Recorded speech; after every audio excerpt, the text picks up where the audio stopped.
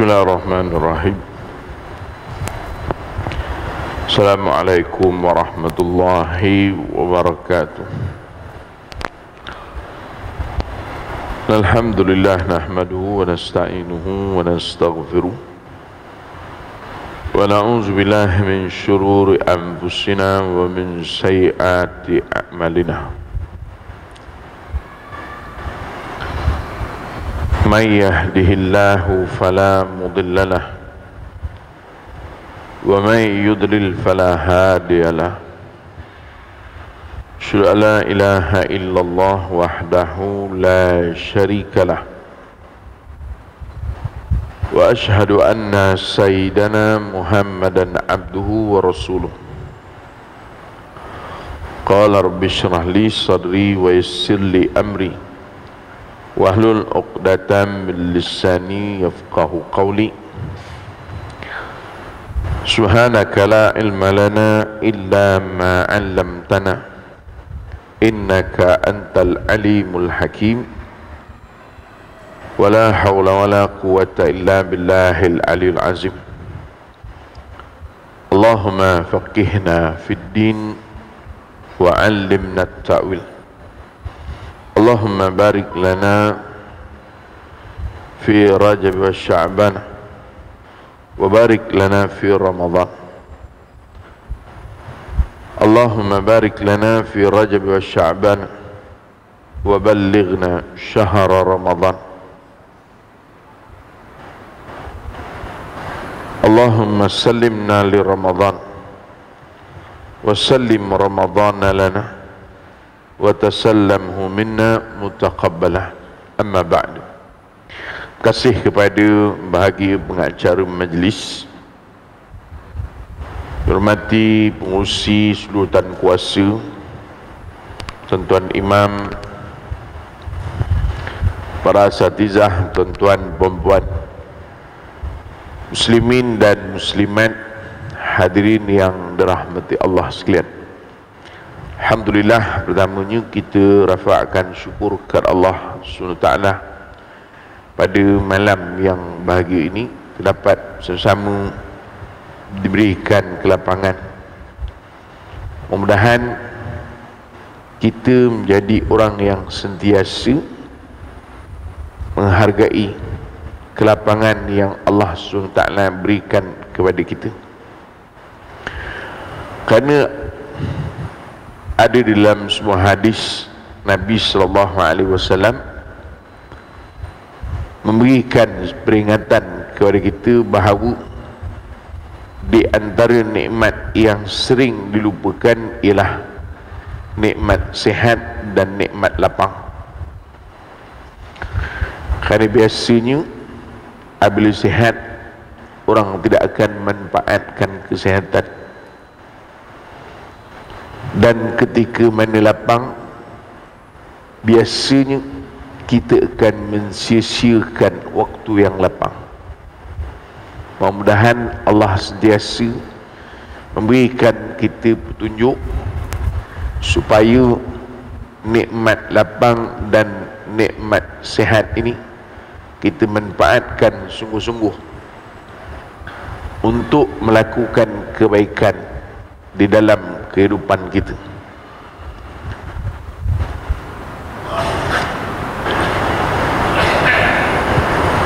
Ada sebuah hadis Nabi SAW juga yang menceritakan tentang bagaimana nanti orang yang apabila ia diuji tidak lagi boleh untuk melakukan amal-amal kebaikan yang biasanya dilakukan semasa sihat, maka ketika itu kata Nabi SAW, apa sahaja amalan kebaikan yang dilakukan semasa sihat atau semasa kesempatan untuk ia melakukannya, maka ketika itu pahalanya akan tetap terus berkekalan. Orang yang biasa melazimi masjid, nanti kalau sampai satu ketika ia tidak lagi berkesempatan untuk datang ke masjid, barangkali mungkin ia diuji dengan kesihatan atau diuji dengan penyakit, maka ketika itu kata Nabi sallallahu alaihi wasallam, ia akan tetap terus mendapat pahala sebagaimana kebiasaannya melangkahkan kaki ke masjid. Begitu jugalah orang yang bersedekah, orang yang melakukan kebaikan-kebaikan yang lain, tetapi ia ketika itu tidak mampu lagi melaksanakan, atau dengan sebab kerana hilangnya ruang untuk ia melakukan kebaikan tersebut, tetap juga ia akan mendapat nilaian pahala yang sama sebagaimana yang telah ia usahakan terdahulu daripada itu. Ini mudah-mudahan kesempatan ini kita terus melakukan kebaikan, dan mudah-mudahan Allah Subhanahu wa taala mencatatkan kebaikan untuk kita insya-Allah. Tuan-tuan sekalian, malam ni kita nak cerita sedikit tentang Isra dan Mi'raj.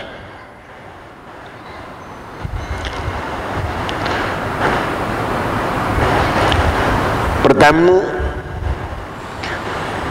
peristiwa Isra dan Mi'raj ini adalah suatu peristiwa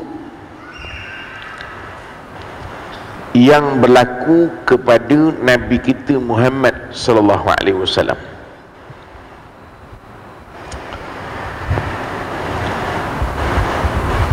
Ulama berbeza pandangan tentang bilakah berlakunya peristiwa Isra dan Mi'raj ini. Sebahagian memberikan pandangan bahawa Isra dan Mi'raj ini berlaku di dalam bulan Rajab, sekira-kira 27 hari bulan Rajab, sebagaimana yang biasa kita adakan majlis memperingati Isra dan Mi'raj di Malaysia ini. Di sana ada juga pandangan yang menyebutkan bahawa Isra dan Mi'raj ini berlaku di dalam bulan Rabiul Awal. Ada juga pandangan yang menyebutkan bahawa Isra Mi'raj ini berlaku di dalam bulan Rabiul Akhir. Begitu juga ulama berbeza pandangan tentang tahun berlakunya Isra dan Mi'raj. Ada yang menyebutkan bahawa Isra Mi'raj ini berlaku pada tahun ketika Nabi sallallahu alaihi wasallam diangkat menjadi rasul. Ada pandangan yang menyebutkan bahawa Isra dan Mi'raj ini berlaku pada beberapa tahun sebelum Rasul SAW berhijrah ke Madinah. Dan ada juga pandangan yang menyatakan bahawa ianya berlaku beberapa bulan sebelum Nabi sallallahu alaihi wasallam berhijrah ke Madinah. Kalau kita lihat, walaupun berbeza pandangan bilakah berlakunya Isra' Mi'raj, tetapi ia tidak menjejaskan tentang apakah Isra' Mi'raj ini benar-benar berlaku ataupun tidak. Sebab itu para ulama tidak menekankan soal bilakah tarikh yang sebenar berlakunya peristiwa. Apa yang dibincangkan oleh para ulama ialah apakah Isra' Mi'raj ini benar-benar berlaku ataupun tidak. Kerana orang kita kadang dia suka melihat kepada tarikh. Sebab itu ada orang dia nak mengadakan sambutan Isra' Mi'raj ini betul-betul pada 27 Rejab. Tidaklah menjadi masalah.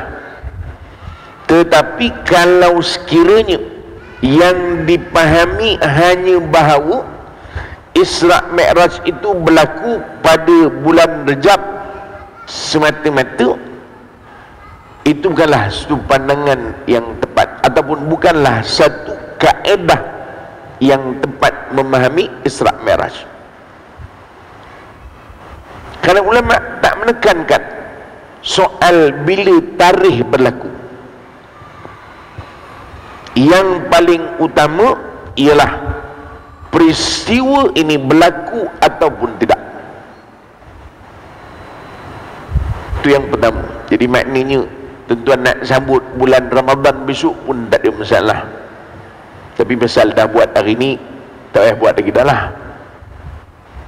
Kerana orang kita ni tuan-tuan, satu perkara yang menjadi masalah ialah dia tidak memahami metodologi para ulama dalam melihat peristiwa-peristiwa yang berlaku kepada Rasulullah sallallahu alaihi wasallam. Misalnya tentang terjadinya peristiwa Isra' dan Mi'raj ini. Sebab itu metodologi ni benda susah, payah pula. Tuan-tuan faham kan metodologi, faham? Cara cakap yang senang adalah tuan-tuan. Sebab itu cara para ulama memahami peristiwa ini ialah melihat kepada ataupun perbincangannya kepada apakah ia benar-benar berlaku ataupun tidak. Itu saja. Cuma soal tarikh itu tidak ada masalah dinukilkan. Kan itu kalau kita tengok perbincangan yang panjang para ulama tidak pada memfokus tentang tarikh berlaku, tetapi ulama lebih membincangkan tentang intipati peristiwa itu. Faham orang pucuk? Makna samalah benda yang lain. Kerana soal tarikh, kalau kita lihat pada zaman Nabi sallallahu alaihi wasallam, ketika lebih-lebih lagi ketika berlakunya peristiwa Isra' Mi'raj ini, kalender pun tak ada. Tuan-tuan faham ke tidak? Oh makcik, kalender pun tak ada. Sebab itu kalender Hijri ini ataupun yang kita panggil sebagai kalender Islam ini wujud pada zaman khalifah yang kedua, iaitu zaman Sayyidina Umar Ibn Al-Khattab radhiyallahu anhu. Maknanya sebelum itu tak ada. Kan itu tidak ditekankan soal tarikh. Habis, tak bercerita panjang, dah faham. Yang kedua, kalau kita lihat di dalam susunan penulisan para ulama, berkaitan dengan peristiwa Isra Mi'raj ini. Peristiwa Isra Mi'raj ini disusun selepas daripada penulisan tentang peristiwa tahun kesedihan. Dan kalau tuan buka buku sirah, buku sirah Nabi SAW, kita buka, kita akan nampak para ulama susunkan di situ sebelum peristiwa Isra Mi'raj ialah peristiwa tahun kesedihan. Maknanya apa? Kerana kata para ulama, turutan berlakunya peristiwa ini adalah sesudah daripada berlaku peristiwa sedih di dalam kehidupan Rasulullah SAW. Sebab itu dia ada kaitan langsung. Kenapa Nabi SAW dibawa di dalam peristiwa Isra Mi'raj? Tahun kesedihan itu adalah sebagai suatu apa benda pula kita nak panggil payah, betul cakap Melayu ni. Maknanya dinamakanlah payah menurut nak cakap, dinamakan sebagai tahun kesedihan kerana pada waktu itu atau tahun itu berlakunya kematian dua orang yang banyak memberi khidmat kepada Rasulullah sallallahu alaihi wasallam, iaitulah Sayyidatina Khadijah binti Khuwailid radhiyallahu anha ummul mukminin. Tu yang seorang. Seorang lagi ialah Abu Talib, iaitu pakcik Rasul sallallahu alaihi wasallam. Sebab itu dua orang ini yang banyak menyumbang kepada perkembangan dakwah Nabi SAW. Dengan maksud lain, apabila wafat dua orang ini menyebabkan dakwah Nabi SAW itu tidak lancar sebagaimana adanya mereka berdua, maka tahun itu disebut sebagai tahun kesedihan. Dan kata para ulama menunjukkan bahawa Isra Mi'raj berlaku setelah kewafatan Sayyidatina Khadijah binti Khuwailid radhiyallahu anha ummul mukminin dan kematian Abu Talib bin Abdul Muttalib pakcik Rasul sallallahu alaihi wasallam. Habis. Yang kedua, senang aja mengaji malam ni, kau tak faham tak menteruk lah tuan-tuan ni. Yang ketiga, peristiwa Isra Mi'raj ialah peristiwa di mana Nabi SAW dibawa. Sebab itu Allah rakam dalam Al-Quran surah Isra ayat yang pertama. A'udzubillahi minasyaitanir rajim. Subhanalladzi asra bi'abdihi laylan minal masjidil harami ilal masjidil aqsa alladzi barakna hawlahu linuriyahu min ayatina innahu huwas sami'ul basir. Sadaqallahul azim. Ayat ini menyebutkan bahawa Nabi SAW dibawa asra. Asra maknanya dibawa, diperjalankan. Karena itu para ulama mengaitkan peristiwa kewafatan dua orang tadi yang disebut sebagai tahun kesedihan ada kaitan langsung dengan peristiwa ini. Kerana ketika mana Nabi SAW dibawa di dalam peristiwa Isra dan Mi'raj. Isra artinya perjalanan daripada Baitul Maqdis ke terbalik, daripada Masjidil Haram, tuan-tuan reda je, daripada giling tidak apa pun tidak, diam je lantak kalau saat kau yang ceramah kata, daripada Masjidil Haram ke Masjidil Aqsa, itu dipanggil Isra.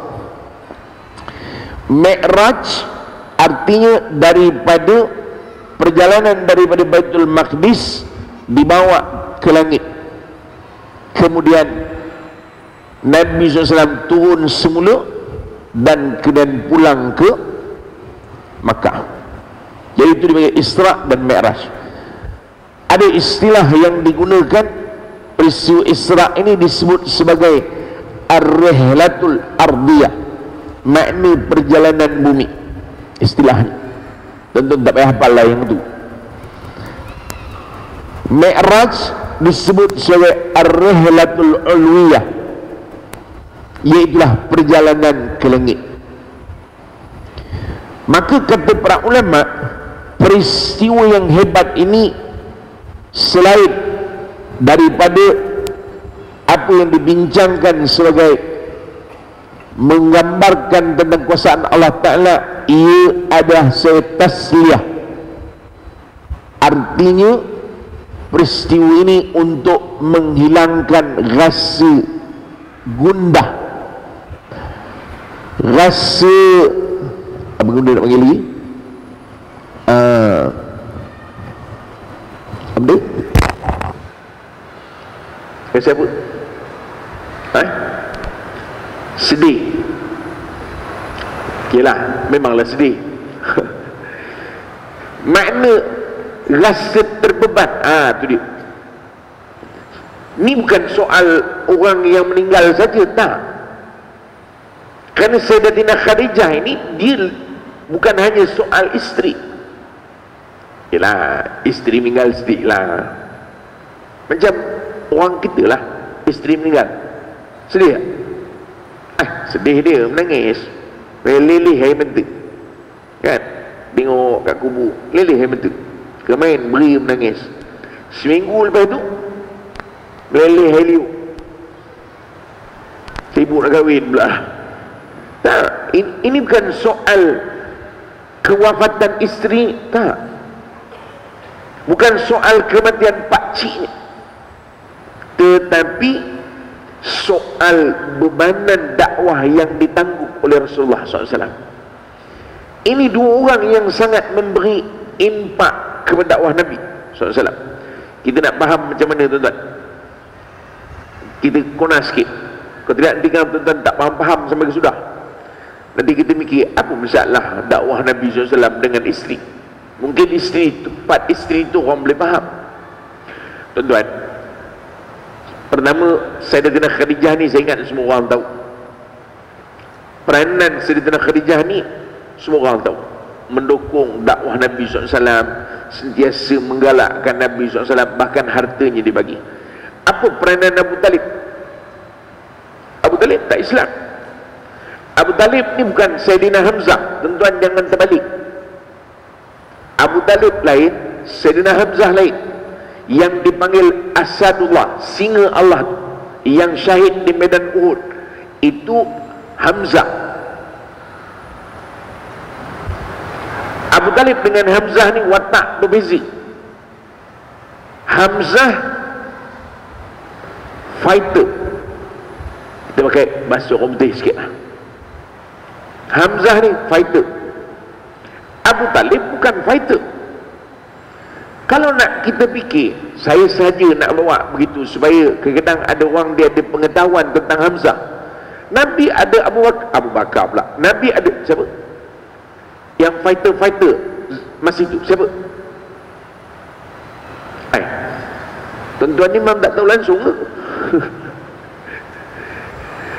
Oh, makcik, siapa? Pahlawan masa itu. Alah, sebut je lah, bukan gagal SPM pun. Siapa bang? Omar. Lagi Sayyidina Hamzah ada. Ali ada tak? Ali. Sayyidina Ali ada. Apa yang Nabi nak risau? Apa yang Nabi nak risau? Tapi tuan-tuan kena ingat, keberadaan Abu Talib menyebabkan orang tidak berani melakukan tindakan-tindakan yang luar daripada pemikiran mereka ketika itu. Orang tidak berani nak menyakiti Nabi SAW. Berbeza sesudah daripada Nabi wafat, berbeza sesudah daripada Abu Talib meninggal dunia. Kenapa? Sebab Abu Talib adalah orang yang dihormati. Di zaman dulu ni orang pakai puak. Ini Bani Hashim, ini Bani Abdul Manaf, ini Bani, di puak ni ada. Jadi kalau mereka nak, apa nama dipanggil, apa benda apa yang payah sangat nak guna bahasa Melayu hari ni, makna kalau mereka nak berpakat, tak jadi. Katalah buat ini, buat Abu Jahal, buat Abu Lahab, buat kaum musyrikin lah tuan-tuan ni, dia bergabung, dia nak berpakat, nak mencederakan Nabi SAW. Tapi mereka takkan boleh buat, sebab Abu Talib ada. Dia roja saja puak lain. Kau beritahu dengan ketua puak tu, aku dengar kata nak kacau Muhammad. Dan puak lain ini tuan-tuan, mereka hormat dengan Abu Talib, maka mereka akan selotok. Kau bawa tenang, Abu Talib ni banyak biasa dengan kita. Ini bukan orang biasa-biasa. Ini dulu jalan dia turap. Contohlah tuan-tuan, mana orang ada jasa. Sebab itu orang tak boleh nak buat apa-apa ketika Abu Talib hidup. Kita selalu dengar kan, Nabi SAW dibawa dibawa dalam peristiwa Isra' Mi'raj setelah kematian Abu Talib. Setelah kematian Khadijah. Khadijah ni semua orang tahu, tapi Abu Talib ni kadang-kadang kita hanya sekadar tahu bahawa Abu Talib sebagai pakcik. Abu Talib bukan fighter. Orang tidak takut kepada Abu Talib sebagaimana orang takut kepada Umar. Orang tidak risau kepada Abu Talib sebagaimana orang risau kepada Hamzah. Kan ketika mana Nabi SAW disakiti oleh Abu Jahal, orang beritahu dengan Hamzah, Hamzah cari Abu Jahal dekat Dar Nadwah.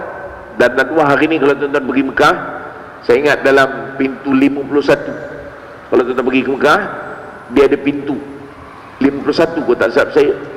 Di situ dipanggil pintu An-Nadwah, kerana di situlah tempat orang Quraisy ni dari yang otak-otak ini berkumpul di situ. Dia orang kalau nak bincang apa benda semua kat situ. Hamzah datang semua, dibawanya busur panah tu, masuk dalam, dia macam kelab lah tuan, kelab Dar Nadwah tu macam kelab. Masuk dalam, dia tanya, Abu Jahal mana? Apa hal Hamzah? Aku dengar tadi engkau menyakiti anak saudaraku. Alah, ini Muhammad punya hal.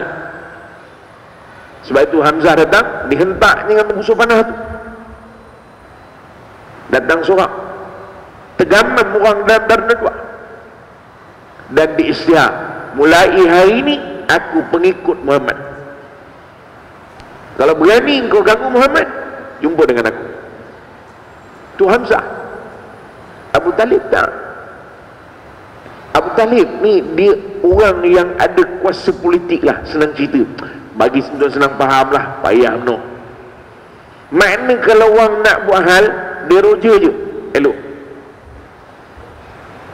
Ni ada orang nak kacau ni, nasihat sikit budak-budak kau susah kacau. Faham tuan-tuan? Oh, tuan-tuan nak kena guna bahasa tu juga, baru faham. Ayah anda kausan lah, senang cerita. Alah tuan-tuan, berbuat tak biasa pula, macam itulah. Sebab itu Abu Talib apabila meninggal dunia, dia memberi impak. Sebab itu kata para ulama, peristiwa Isra' Mi'raj selain daripada sebagaimana yang Allah rakam dalam Quran sebagai tanda kekuasaan Allah, ia adalah sebagai satu tasliyah, supaya Nabi SAW ada motivasi, ada semangat. Makna Nabi SAW jangan down. Kalaupun kau rasa kehilangan dua ni, sekarang kau lihat, aku bawa bagaimana penduduk di langit sentiasa bersama dengan kau. Dah masuk waktu. Dah masuk. Tuan-tuan, kita berhenti setakat tu. Belum start lagi. Tuan-tuan jangan memenit. Mukadimah baru. Jadi kita bagi laluan azan, kembali semula selepas ini. Baik. Habis. Jadi maknanya peristiwa Isra' Mi'raj ini bukan hanya semata-mata soal tanda kekuasaan Allah Ta'ala. Tersebut tadi ia juga sebagai untuk memotivasikan Nabi SAW. Sebab itu mengajarkan kepada kita bahawa dalam kehidupan kadang ketika kita memerlukan kepada motivasi. Itu kan perkara yang menghairankan. Sebab kita manusia, ada keadaan kita begini, ada keadaan kita begini. Ada keadaan kita sedih, ada keadaan kita suka. Ada keadaan kita mungkin berdepan dengan masalah. Ada keadaan kita mungkin diberikan sesuatu. Jadi keadaan ini berbeza-beza di dalam kehidupan. Jadi sebab itu tidak ada masalah kalau sekiranya kehidupan kita ini mesti dimotivasikan supaya mudah-mudahan kita melalui kehidupan itu dengan lebih baik. Ini satu perkara yang diisyaratkan daripada peristiwa Isra' dan Mi'raj. Seterusnya, sebagaimana yang kita baca dalam ayat tadi, peristiwa Isra' Mi'raj ini adalah bertujuan untuk diperlihatkan tentang kekuasaan Allah Subhanahu wa Ta'ala. Sebab itu saya ingat beginilah, ada satu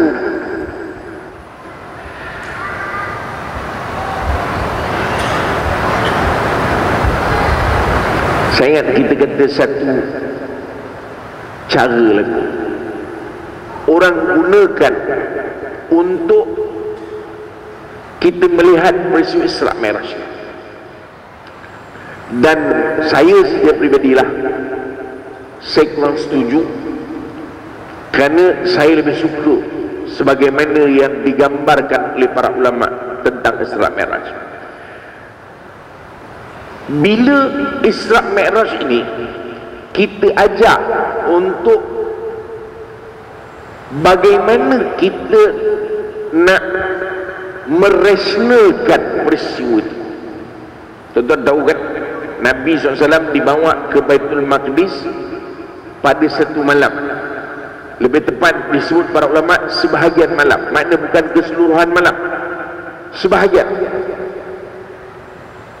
Kerana malam ni daripada maghrib sampai subuh. Tidaklah makna lepas solat subuh, solat maghrib tu Nabi turun dibawa. Tak. Jadi oleh kerana dia tidak keseluruhan malam, bermakna disebut sebahagian malam. Nabi SAW dibawa ke Baitul Maqdis, kemudian naik ke langit, dan subuh Nabi SAW berada di Mekah. Baik, ini suatu perjalanan luar biasa. Kebiasaan orang-orang Mekah apabila pergi ke Baitul Maqdis, mereka memerlukan 30 hari perjalanan. Maknanya itu pergi dan 30 hari perjalanan balik.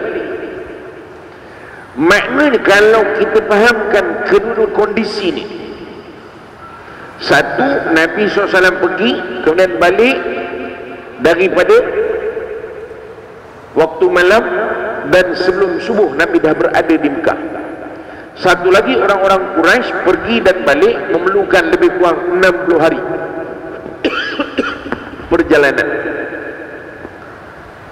Sebab itu ada setengah-setengah kita suka untuk merasionalkan. Bagaimana? Kadang orang kata, apa yang kita nak pelik sangat? Hari ni orang boleh naik kapal terbang. Kalau naik daripada Saudi kapal terbang pergi ke Baitul Maqdis, Berapa lama? Tuan-tuan, agak-agak je lah, tak payahlah tuan-tuan nak tunggu pergi dulu baru nak jawab. Oh kak, agak-agak berapa lama? Mungkin 1-2 jam, lebih kurang je. Daripada Saudi nak pergi ke Baitul Maqdis, plus minus kita ambil lah 3 jam. 3 jam pergi, 3 jam balik. Sebab itu saya kata, untuk apa kita nak rasionalkan?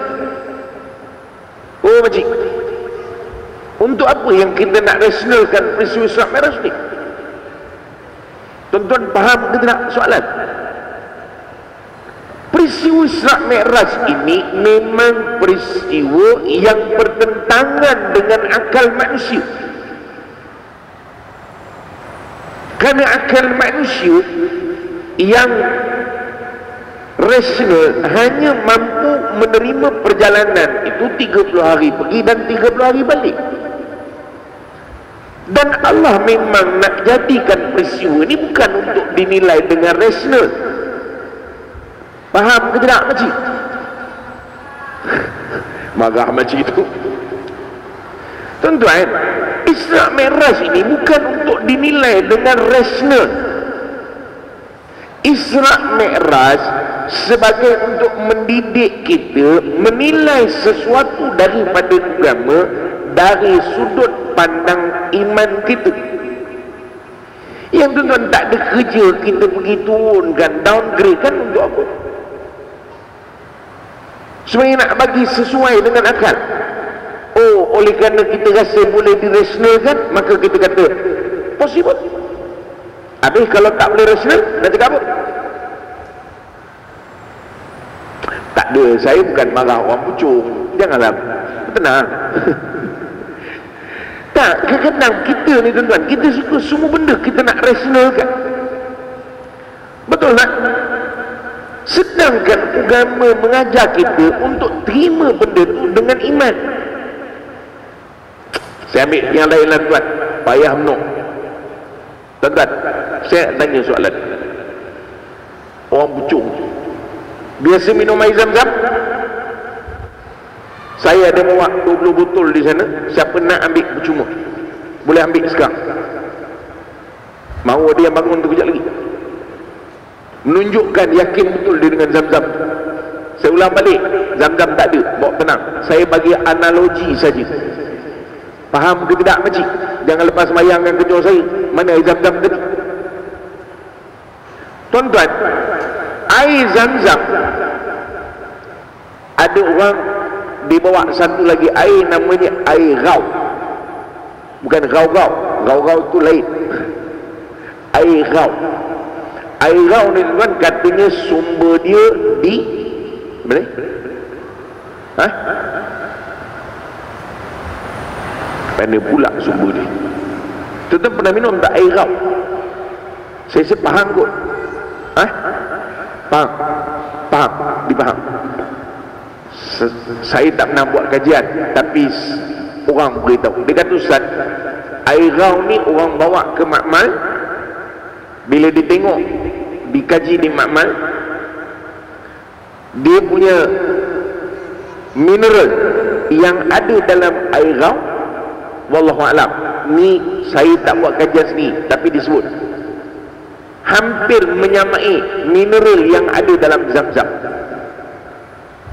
Baik, kita katalah maklumat tu betul. Kita kata, baik, soalan saya tanya orang pucuk, adakah maknanya selepas tu tuan-tuan minum air rau, tuan-tuan akan baca doa macam minum Zam-Zam?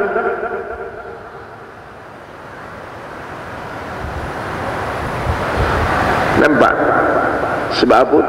Sebab kita memahami bahawa air Zam-Zam itu sebagaimana yang diberitahu oleh Nabi SAW, bahawa air itu boleh untuk dijadikan, diniatkan mengikut apa yang kita niat. Ma'u Zam-Zam lima syuribalahu, air Zam-Zam ikut apa diniatkan.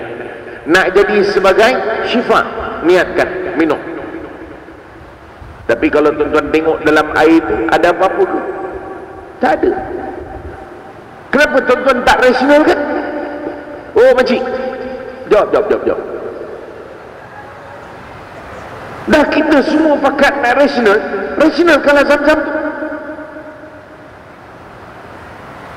Sebab itu bukan semua perkara di dalam agama ni yang kita nak rasionalkan.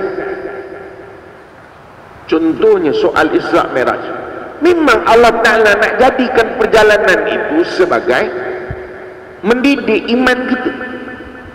Sebab itu bila Nabi SAW sebut air Zam-Zam, ikut apa yang kita niatkan, kita pun minum. Ya Allah, mudah-mudahan eloklah sakit lutut aku. Boleh.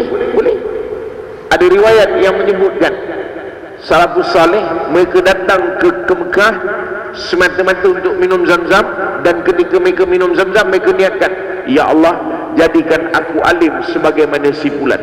Minum Zam-Zam. Apa kaitan orang tu jadi alim macam orang lain dengan minum Zam-Zam? Kerana kata para ulama, air itu ada mukjizat. Kerana luar biasa air Zam-Zam, sebagaimana yang disebut oleh Nabi sallallahu alaihi wasallam. Jadi makna kita, sebab itu kita melihat air Zam-Zam sebagaimana yang digambarkan. Kita tak downgrade dia. Tapi bila masuk Isra' Mi'raj, kita tak ada kerja pula pergi cerita boleh naik kapal terbang, naik helikopter lah, apa segala macam. Orang suruh kita fikir Isra' Mi'raj ini sebagai untuk mendidik jiwa kita. Oleh kerana sebab itu kita tak tengok peristiwa Isra' Mi'raj ini di dalam Quran tak cerita semua. Ada beberapa ayat di dalam Quran dan pendek aja. Tetapi dalam hadis Nabi SAW menceritakan dengan panjang detail. Ada riwayat yang ceritakan Nabi SAW sedang berada di Hatib di Hijr.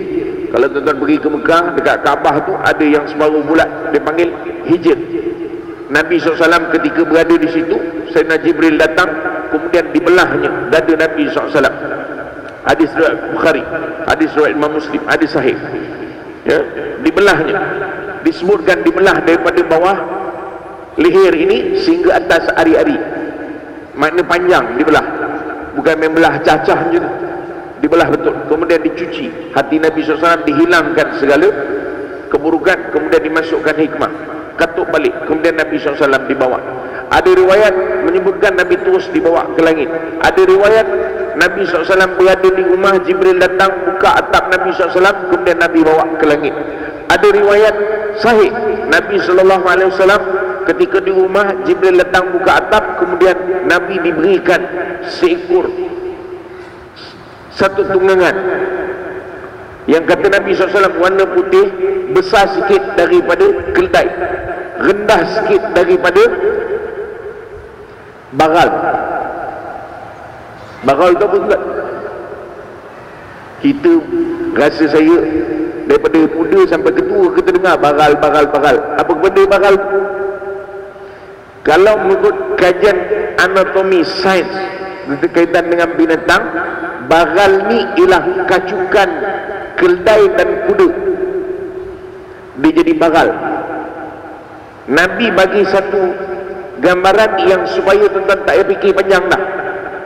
Lebih besar daripada keldai, maknanya dia bukan keldai. Lebih rendah daripada bagal, maka dia bukan bagal. Habis dia apa? Dia burak lah. Tak payahlah pergi lukis gambar ada sayap, lepas tu ada muka orang perempuan bagai. Sebab itu kita tak pernah tengok binatang tu lebih besar daripada keldai, kurang sikit daripada bagal. Binatang apa? Kalau Nabi bagi lebih besar daripada keldai, bawah sikit daripada kuda, kita boleh gambarkan dia sebagai bagal. Sebab keldai bila dicampur dengan kuda, dia jadi bagal. Nabi bagi binatang warna putih besar daripada keldai, bawah daripada bagal, maka tak payah sibuk-sibuk nak memikir macam mana rupa tunggangan tu. Faham? Memang tuan-tuan takkan jumpa binatang tu, maka dipanggil burak. Satu riwayat Nabi SAW dibawa pergi ke Baitul Maqdis. Sebab itu kalau kita tengok riwayat-riwayat ni, sebenarnya dia panggil bertentangan satu sama lain. Tapi para ulama dia bukan macam kita yang mengaji kuliah maghrib ni, ulama ni cerdik.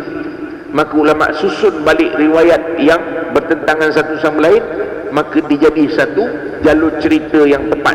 Maka Nabi SAW dibawa ke Baitul Maqdis, kemudian baru dibawa ke langit pertama, langit kedua, langit ketiga, sampailah Sidratil Muntaha. Habis. Baik, soalan,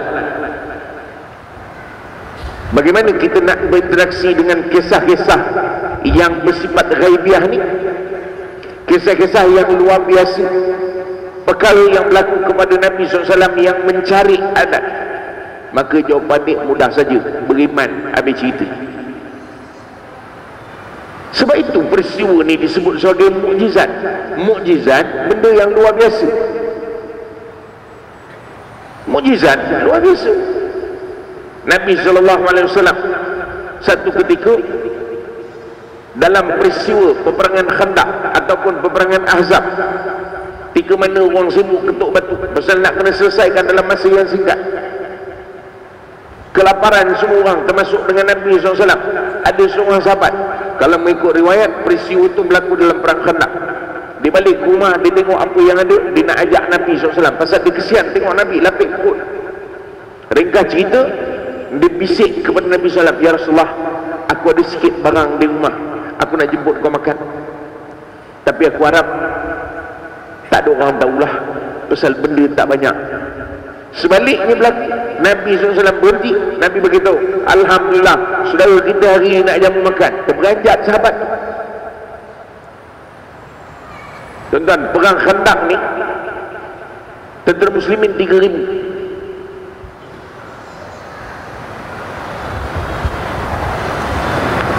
Jadi makna nak makan seekor nak kambing.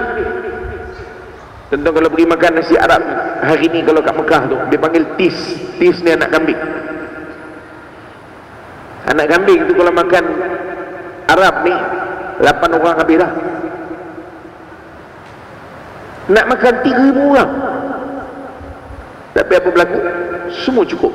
Kata Nabi SAW, "Kau balik, biar aku selesai, jangan buka, aku bagi-bagikan." Cukup semua makan. Sebab itu dipanggil mukjizat, luar biasa.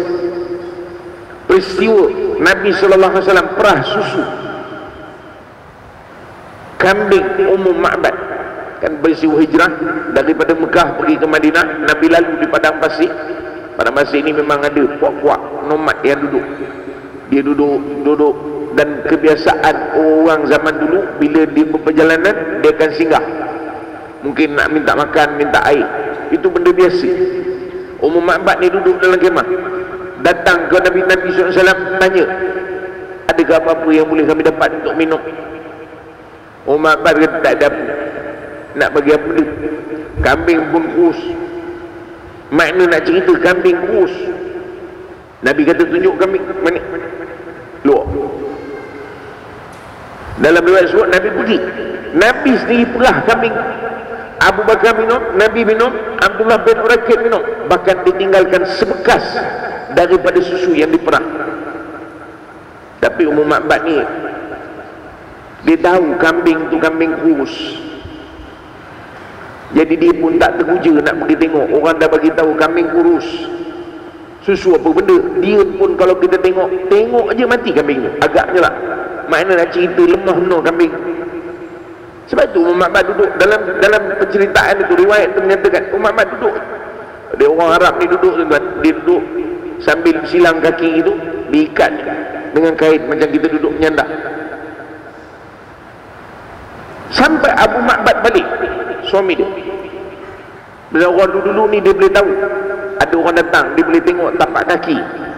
Sebab itu kalau tuan-tuan tengok kisah Ubaid bin Adi di Tanaim, kalau kita pergi Tanaim, pergi berniat, di situ ada kawasan namanya, bukan kawasan namanya, ada satu masjid yang ditandakan sebagai tempat Ubaid bin Adi disalib, dibunuh, disuluk. Kisahnya, mereka ni dihantar 10 orang daripada Madinah untuk mengajarkan satu puak di Mekah. Tapi tengah jalan, ringkas cerita, pasal ni bukan tajuk tu hari ni. Tengah jalan, pemintas daripada musyrikin Mekah tahu maklumat, pintas tengah jalan. Tapi sebelum pemintas kaum musyrikin sampai, grup 10 orang, Khubayb bin Adi sebagai ketua, dapat maklumat. Kona kod lain, tukar map. Nak ceritanya macam mana orang dulu ni terror. Apabila pemintas tu sampai di tempat Khubayb bin Adi dan kumpulan dia, dah tak ada orang. Jadi dia bengong sekejap, mana dia orang ni pergi, sebab jejak tu dah dihilangkan. Tetapi mereka jumpa biji kurma. Biji kurma. Kemudian mereka angkat biji kurma tu dan mereka tengok. Apa kata mereka? Ini bukan biji kurma Mekah, ini biji kurma Madinah. Macam tengok orang zaman dulu, sampaikan biji kurma pun dia boleh kenal. Tuan-tuan makan kurma bertahun-tahun, yang tuan tahu Yusuf Tayyub, itu je lah. Biji kurma dia boleh kenal dia biji kurma. Dia kata ini bukan biji kurma Mekah, ini biji kurma Madinah. Ringkas cerita, akhirnya semua mati sebab biji kurma. Hebat orang dulu. Sebab itu Abu Ma'bad balik, dia tengok ada orang datang, tanya dengan Abu Ma'bad, duduk lagi kat situ. Siapa datang? Tahu orang minta air, minta makanan. Lepas tu dia kata nak tengok kambing. Abu Ma'bad buat dek je. Abu Ma'bad tengok, dapatinya ada susu yang ditinggalkan oleh Nabi SAW sebekas. Apa kata Abu Ma'bad? Sesungguhnya lelaki itu adalah lelaki yang diberkati. Ini cerita apa? Mukjizat. Tinggalkan. Cerita apa? Mukjizat. Sebab itu mukjizat bukan untuk kita downgrade kan. Faham ke tidak makcik? Oh makcik, faham? Samalah bila kita sebut Zam-Zam tadi. Jangan downgradekan dia, kekalkan dia sebagai mukjizat. Sebab dia mukjizat Nabi. Oh kak, Nabi apa makcik? Nabi Ismail, kan Nabi Ismail asalnya keluar Zam-Zam itu pada masa Nabi Ismail. Ada dua riwayat, satu daripada gentakan kaki Nabi Ismail. Imam Ibn Kathir rahimahullah dalam tafsirnya dia mengatakan satu lagi, dan itu lebih kuat. Malaikat datang mencungkil di bawah tempat Nabi Ibrahim, Nabi Ismail ketika itu diletakkan oleh Sayyidatina Hajar, yang hari ini berdekatan dengan Kaabah, yang hari ini kita tak nampak apa langsung dah padahal muka. Siapa suruh tak ada kerja pergi mandi kat bawah tu? Saya sempat masuk dulu, saya pergi first tahun 98, sempat, memang betul tak ada kerja, dia mandi je dalam tu. Mandi satu hal, bogel pula, lawa tak apa, tak semenggah. Orang suruh semayang kat atas, dia sibuk semayang kat dalam tu. Udahnya dia tutup. Sampai sekarang tuan-tuan pun tak nampak apa, tengok gambar je lah. Dulu dibuat tanda dekat dengan Kaabah tu, lebih kurang 5 meter saja. Dia buat tanda, dia tulis Ma'u Zam-Zam. Pun tak ada kerja juga, dia bertapa dekat situ. Sekarang dia padamkan terus padan muka, langsung tak nampak apa, tak ada kerja.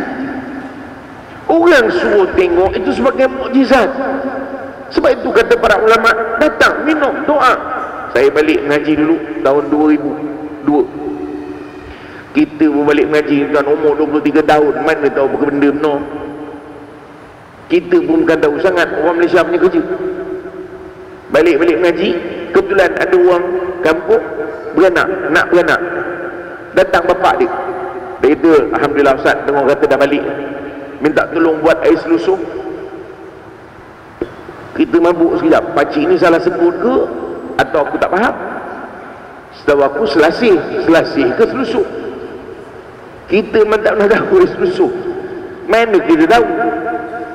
Tuan-tuan ingat ada dalam kitab Babu Ma'as Selusuk, ada? Mana ada? Itu orang Melayu punya ilmu. Saya pun tanya dengan orang, dia kata Ustaz, air susu nak bagi beranak. Oh, tapi kita pun mabuk juga, takkan tuan-tuan nak buat-buat tahu. Tuan-tuan buat kerja ni, orang nak beranak ni, pasal nak jaga nama ni, pasal sekejap cik saya buat. Jenuh ke orang tu minum sampai kembung, tak beranak-beranak. Saya kata dengan bapak orang tu, saya kata, pakcik, Ada air zam-zam tak? Itu zam-zam buat apa Ustaz? Tak apalah, pakcik awak, saya buatkan air susu. Dia kena jadi orang ni kena cerdik sikit. Yalah tuan-tuan, orang berhajat, takkan kita nak kelintung. Tuan-tuan yang main-main, tak tahu cakap tak tahu. Dia bawa saya air zam-zam. Saya pun kata, tak pakcik, ini kita niatkan jadi air susu. Kan Nabi kata, ma'u zam-zam lima syuriba lahu. Yang nak beranak tu minum tujuan apa? Air susu. Jadi air susu. Tak payah pening baca. Dan tak payah nak beria sangat baca. Bawa tenang. Faham ke tidak bang? Oh bang, air zam-zam tak payah nak jampi-jampi sangat. Air tu sendiri berkat. Yang tukang jampi belum tahu. Faham ke tidak? Kita beria menjampi air zam-zam. Bawa tenang. Tak payah jampi air tu. Dia sendiri diberkati. Saya dah bincang baru ni dalam Tanyalah Ustaz. Tuan-tuan rajin, tuan-tuan tengok sendirilah video ni. Letih saya nak murai balik 2 jam saya bincang. Sebab itu sebahagian pandangan ulama mengatakan air zam-zam itu adalah air daripada syurga. Cuma ulama bincang, adakah dia air daripada telaga Kausar atau bukan? Maka keputusan yang ulama ambil, dia bukan air daripada telaga Kausar Nabi SAW, tapi ia air daripada syurga. Syurga. Sebab itu smuggle air zam-zam, Saudi akan denda 10,000 rial. Smuggle lah. Itu yang terbaru ya? Siapa balik pada Mekah, masuknya dalam beg, smuggle air zam-zam, sekarang punya undang akan dikenakan denda. Wallahu a'lam. Kalau tuan-tuan yang nak pergi ke Mekah, cuba dapat. Cuba je. Kod iya betul, kod iya tidak, cubalah. Besok kalau iya, tuan-tuan beritahulah saya, Ustaz, yang dengar ceramah malam tu masuk lokap Ustaz, 2 tahun tak boleh bayar. Air zam-zam, sebab itu kekalkan dia. Maknanya apa? Sebab dia mukjizat. Sebab itu apa beza mukjizat dengan sihir? Kita ni habis apa sebenarnya? Ada jamuan ke tidak lepas ni? Ada. Sudah. Tuan-tuan mesti tak confident ni, saya nak tanya siapa ni? Ada jamuan lepas ni? Untuk semua ke untuk penceramah je? Semua. Kalau untuk semua saya tak panjang-panjang tuan-tuan. Pukul 10 saya berhenti. Ya. Boleh makcik? Oh makcik, boleh ke tidak? Boleh saja. Tuan-tuan, saya tak nak panjang lah. Mungkin ada yang datang nak solat isyak. Saya ingat saya landing dalam 9.30, tutup terus. Boleh Jangan balik dulu, nanti rugi. Tak dapat pahala solat separuh malam. Sebab Nabi sebut orang sembahyang isyak berjemaah dapat pahala solat separuh malam. Subuh berjemaah dapat pahala macam bangun malam sepenuhnya. Tapi tak payahlah tuan-tuan buat modal pula besok pergi kerja. Kan? Sampai tempat kerja, aku malam tadi separuh malam solat. Kan? Pasal datang solat isyak berjemaah. Bukan main. Orang bangun qiyamul lail tak cerita, dia datang sembahyang isyak je. Tapi okeylah tu, bagus lagi daripada tak datang langsung. Tuan-tuan, sambung. Sebab itu bila disebut mukjizat, apa beza dengan sihir? Sihir boleh dipelajari, tapi hukumnya haram dan berdosa. Saya ulang balik, orang pucuk, dengar betul-betul. Jangan paruh-paruh dengar. Sekejap lagi saya kena tarik, tak boleh hasil. Dengar kata Ustaz ngajar kat pucuk boleh belajar sihir. Orang suruh dengar ceramah tak mau dengar. Sihir secara asasnya dia boleh dipelajari. Maknanya macam mana orang buat sihir kita boleh belajar.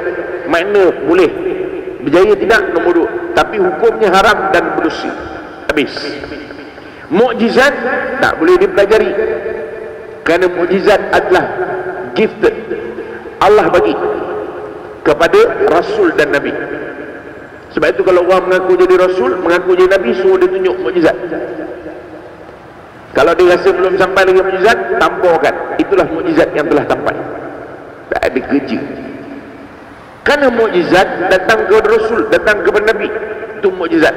Kedua, mukjizat unlimited, borderless. Faham makcik? Sihir limited. Tuan-tuan, ambil contoh. Allah rakam dalam Quran surah Ar-Ra'd 2, betul tak? Agaknya lah, tuan-tuan ceklah balik. Tuan-tuan ni saya dengar je ceramah bila nak buat kerja, kan? Surah Ra'd, bukan Ra'd, sorry, Al-A'raf, surah Al-A'raf. Allah rakam tentang peristiwa Nabi Musa AS dengan ahli sihir Fir'aun. Kan Allah rakam, bila Nabi Musa tunjukkan mukjizat yang Allah bagi, Fir'aun tak puati. Mereka cerita, sebab tajuk kita malam ni bukan Fir'aun. Fir'aun tak puati. Apa kata Fir'aun? Allah rakam dalam Quran, Musa, kita jumpa balik satu hari, aku kumpulkan seluruh ahli sihir aku yang terpilih, kita lawan, tengok betul kau ke atau betul betul. Mereka cerita hari yang dijanjikan pun berlaku.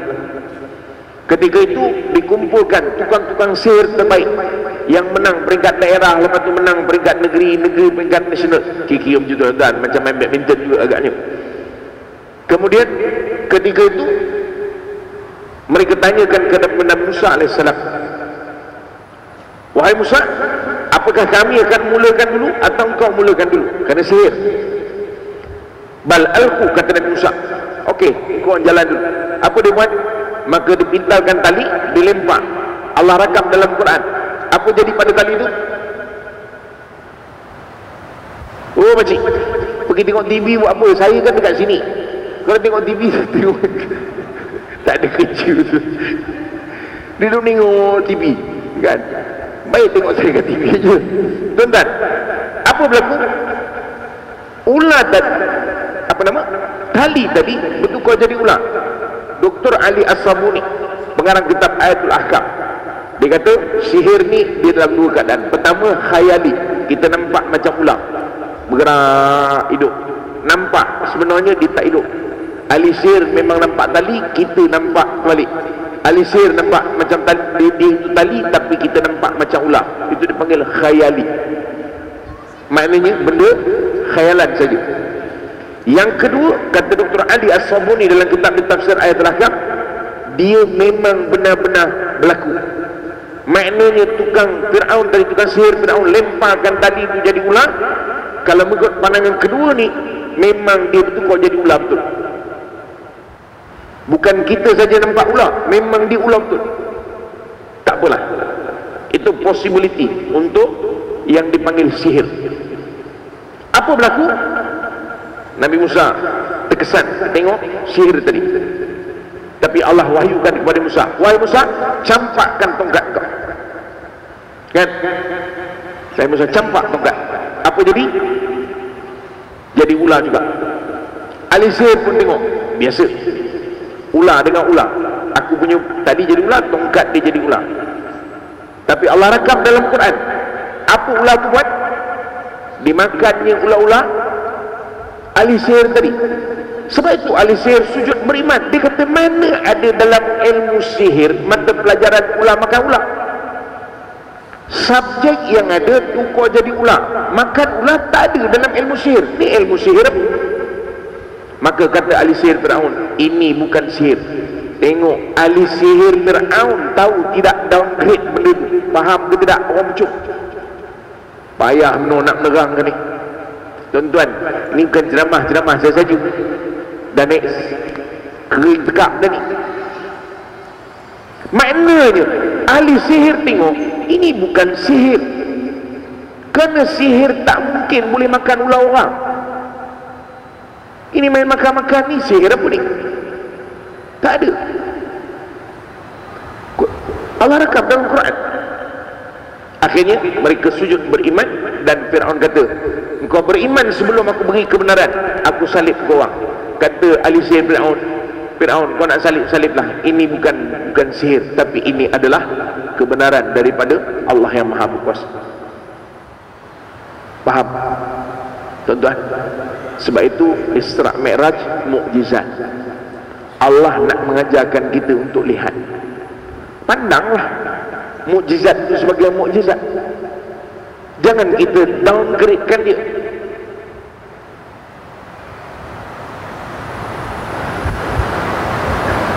Walaupun Isra' Mi'raj itu mukjizat.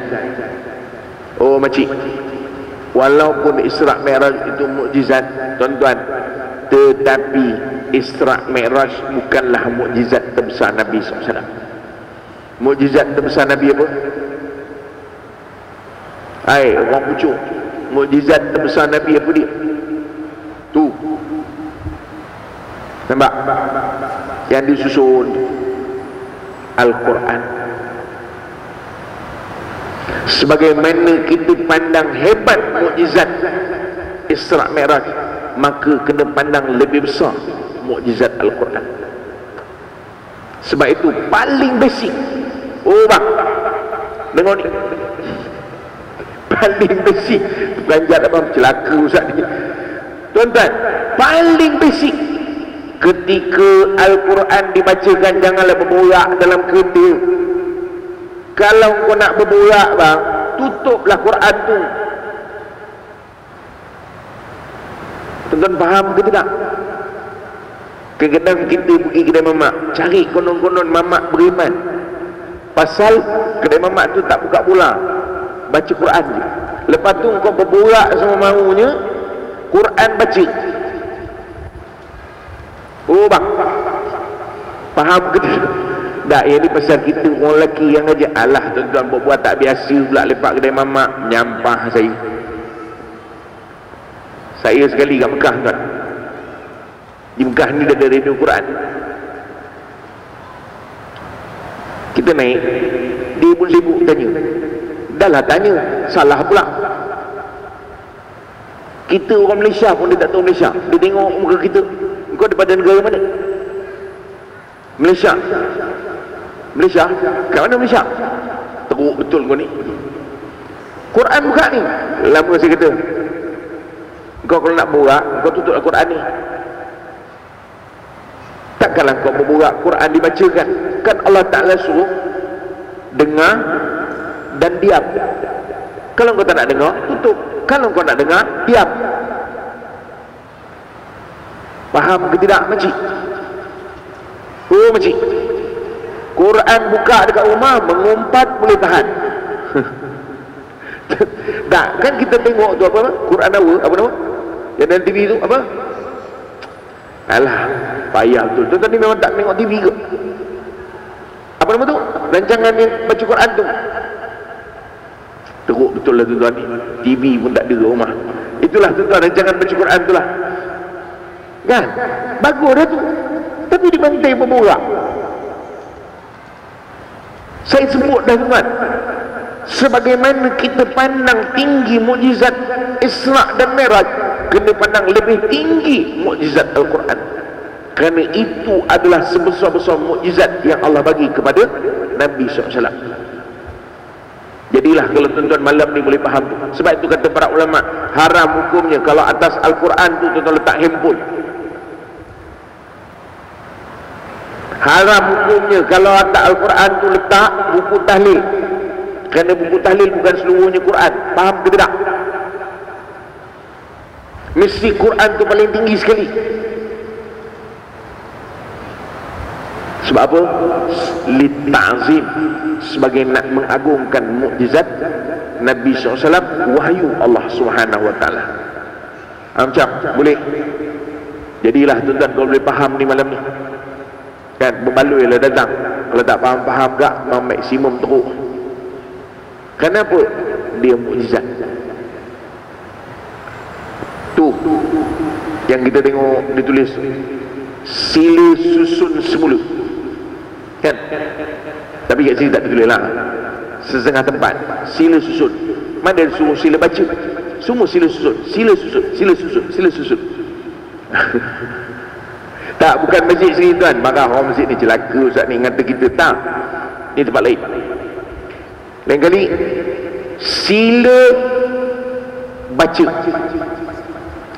jangan lupa susun balik weh. Tu okey, kan?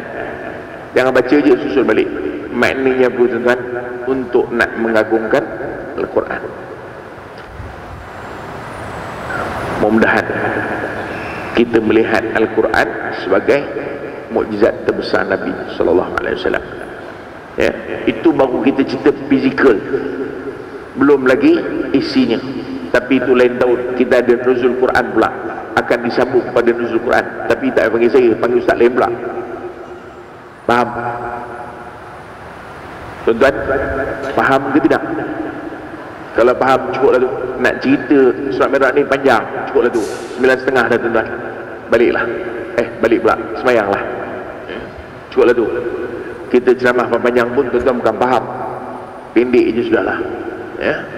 Sebagai kesimpulan tuan-tuan, saya tak nak bincang malam ni berkait dengan solat. Itu juga sebahagian daripada yang ada dalam surat Mi'raj, tapi saya nak bincang itu saja malam ni untuk surau masjid apa nama ni, apa benda pula nama masjid ni, Masjid Puchong Perdana, Taman Putra Perdana, tapi bukan Puchong ni, Puchong dia ujung Puchong. Saya mabuk sekejap, saya tak pergi masjid terapung kat Puchong. Saya tengok sekali gambar tu, oh ini masjid ni. Lama tengok balik, asal masjid ni kat Putrajaya kan, dia pasal alamat Puchong tapi Putrajaya di ujung Puchong. Ala kulli hal tuan-tuan, sebagai kesimpulan malam ni, satu perkara lah tuan ni saya nak sebut sebagai kesimpulan. Allah sebut dalam Quran, a'udzubillahi minasyaitonirrajim, laqad kana fi qasasihim ibratun liulil albab. Surah Allahul Azim, surah Yusuf ayat 111. Allah sebut apa? Pada kisah mereka. Mereka tu siapa? Para nabi terdahulu. Mereka tu siapa? Nabi kita Muhammad sallallahu alaihi wasallam. Mereka tu siapa? Para salafus saleh, orang yang dulu pada kita yang dah terbukti kesolehan mereka. Allah kata apa? Ibratun, ada pengajaran. Mereka ada pengajaran untuk siapa? Liulil albab, kita, tapi bukan kita semua. Kata Allah Ta'ala, orang yang cerdik. Oh makcik, faham ke tidak? Orang yang cerdik, kata Allah Ta'ala, bukan saya sebut. Orang cerdik, orang yang sentiasa tengok apa yang berlaku pada para nabi, apa yang berlaku pada nabi kita sallallahu alaihi wasallam, apa yang berlaku pada orang-orang soleh, bukan melihat kepada influencer. Makcik, tahu tak influencer? TikTok. Buat-buat tak ada pula, menyampah saya. Sebab hari ni tuan-tuan, kita mengerut, kita menengok semua benda kita rujuk ke TikTok. Tak gila babi ke nama. Saya baru ni di Mekah. Saya bukan nak cerita saya ke Mekah, bawa tenang. Semua orang pun pergi ke Mekah. Cuma saya bercerita tu memang sebab saya punya pekerjaan memang menguruskan syarikat umrah saya dan juga menguruskan orang umrah. Ini bukan promosi pula, tuan-tuan jangan salah faham, bawa tenang. Tak. Tapi lebih kurang macam iklan jugalah. Tak, saya nak sebut, saya nak beritahunya bahawa saya kebetulan memang selalu berada di sana. Masa itu lepas habis tawaf, tiba-tiba orang WhatsApp, Ustaz, di Mekah ke? Di Mekah. Dengar kata Mekah salji. Kita terperanjat pula, Mekah salji. Kata salji kat mana? Di Kaabah salji, Ustaz. Saya kata, Kak, saya dekat Kaabah. Ini Mekah mana yang Kak tengok? Dia kata, Ustaz, kejap, saya hantar video. Ada dapat tak video tu? Tuan-tuan dapat tak video tu? Video di Kaabah turun salji. Saya kata, Kak, saya di Kaabah ni, salji apa ke benda ni? Pasal apa? Pasal rujukan kita influencer. Tuan-tuan faham ke tidak? Apatah lagi berkait dengan soal agama. Jangan sibuk menengok influencer. Datang sini tiap-tiap malam ada kuliah, ada kuliah maghrib. Berlambat ustaz kita datang. Oh makcik, faham ke tidak? Jangan sekadar datang ustaz TV datang, baru datang. Asal ustaz TV ceramah, baru kita nak datang. Kalau ustaz kita kuliah maghrib 4 orang aja. Saya bukan dengki kat ustaz TV, bawa tenang. Jangan tuan kata saya dengki pula. Saya pun keluar TV. Melainkan tuan-tuan tak ada TV, tak tengok TV. Memang tuan-tuan tak tahu lah tu. Tapi kena ubah ni. Bahaya apabila kita hanya melihat kepada influencer. Ustaz-ustaz kita yang datang mengajar tiap-tiap maghrib ni tuan, tiap-tiap minggu, ada yang seminggu sekali, 2 minggu sekali, sebulan sekali yang datang baca kitab. Yang ini patut kita rujuk.